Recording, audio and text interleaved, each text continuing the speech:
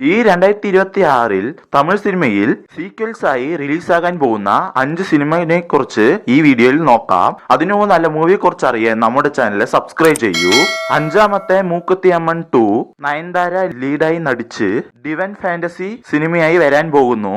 4-മത്തെ Sardar 2 Karthik hero ആയി നടിച്ച് spy action മൂവിയായി 2026-ൽ സമ്മറിൽ റിലീസാകും. 3-മതായി ഡിവൻ കോളനി 3 അരുൺ വിധി ലീഡായി നടിച്ച ഹൊറർ ത്രില്ലർ സിനിമയായി 2026-ൽ സമ്മറിൽ റിലീസാകും. 2-മത് കാഞ്ചന 4 രാഘവ ലോറൻസിന്റെ ഹിറ്റായ സീരീസ് ആണിത്.